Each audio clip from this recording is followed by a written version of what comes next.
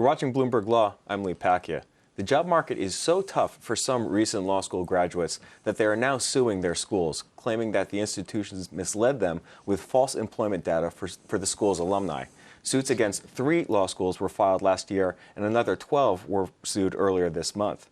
Joining me now on his first on-camera interview is David Anziska. He's the Manhattan lawyer who has filed 14 of those class actions. David, welcome to the program. Thanks for coming in. Thank you so much for having me here.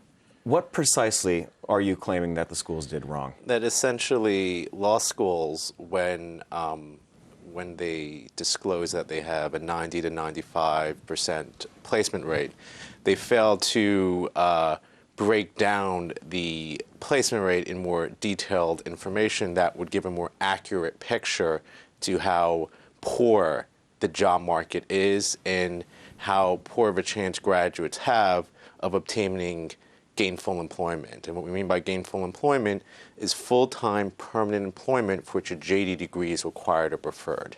Meaning, if you're a bartender, most law schools, until very recently, would probably just record you as being employed and not disclose the fact that a sizable portion of their graduates do not have jobs that in any way require a JD degree. And as I said, with the bartender example, one of our named plaintiffs for one of the schools we sued, he's a bartender. And in 2009, when he graduated, he felt it was so useless for him to just even attempt to take the bar exam and become a lawyer. He just continued to work as a bartender. Another of our class reps, he works as a Starbucks barista. And similarly with him, he actually has passed the bar exam, and he just cannot obtain legal employment, any type of substantive employment, but especially employment in the legal industry. No, I think there's clearly an unemployment or underemployment problem in the legal education space. But I think some critics of this action are going to say that there is no evidence per se of the allegedly bogus employment stats being the deciding factor on which the plaintiffs relied on going into the legal I want to be education in the very first place. Clear about this. We do not allege that the primary reason why people attend law schools is or specific plaintiffs is because of the employment numbers. It's just one of many factors, but it's an important factor. And I guarantee you that when someone goes to law school, most law schools today cost up well over $40,000, especially private law schools. You're going to be taking out 6 figures in debt. He or she wants to make sure that at the end of the day, they will have an opportunity to be gainfully employed, that there's a very high probability they will be gainfully employed. And I believe right now, about 35 to 40% of law school graduates are obtaining full-time permanent employment for which a JD degree is required or preferred within those first 6 months, 9 months of graduation. And most law schools report placement rates of 90% and many upwards of 90%. So if they're not relying exclusively on this unemployment statistics that are released by law schools, what did law schools do wrong in this picture? I mean, we're mired in a pretty severe recession that started in 2008, and the job market for lawyers has taken a dip. I totally agree with that. That first of all, we've officially been in recession since Q3 2007.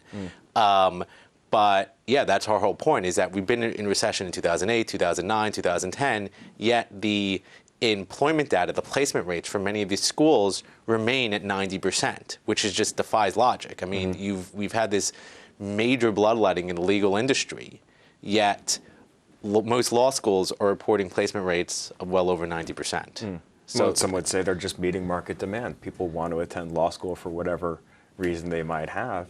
Yeah, but you want to. I totally agree. But when they attend law schools, they're relying on certain statements, certain material representations, specifically that, when you graduate, there is a substantial likelihood that you will be employed.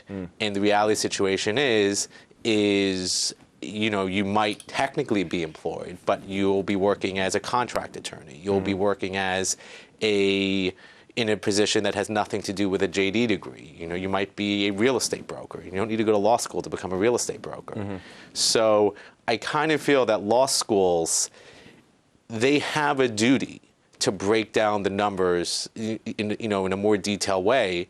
And finally, the ABA, for this coming class of 2011, they're going to mandate that law schools break down their placement rates, their employment numbers into more detailed information, into permanent, whether a job is permanent, whether a job is part-time or full-time, whether it's JD required or JD preferred.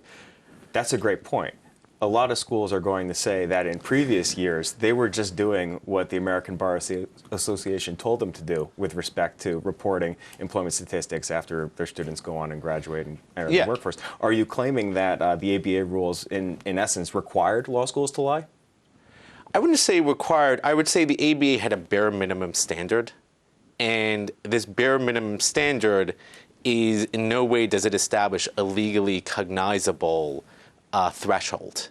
And I think the ABA has essentially admitted that by changing their bare minimum standard to have some teeth in it.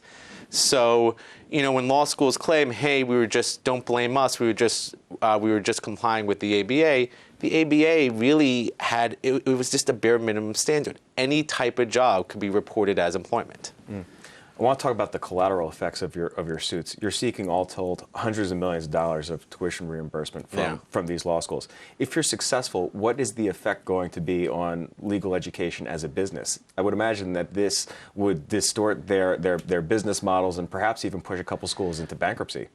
First, I don't know if we'll push schools into bankruptcy, and when all is said and done, I mean, well, they're a couple were downgraded by Moody's just on the fact that they were sued. Yeah. I kind of feel ultimately what we want is for law schools to disclose more fulsome information, more detailed information, 100% accurate information. And hopefully that will have the net effect of that tuitions won't be going up as high, that fewer people will be attending law school. And I kind of feel when all is said and done, one of the avenues right now we're pursuing is some type of global settlement. That, most law schools engage in this type of practice. 15 law schools have been sued. We intend probably in the next few months to sue 20 more law schools. We're going to hopefully in the next few weeks announce our intention to sue 20 individual law schools, and we'll list the law schools. And I kind of feel that this is a global industry problem in the law school industry. So I believe, hopefully, what will ultimately result in is that law school graduates will have some type of partial tuition reimbursement.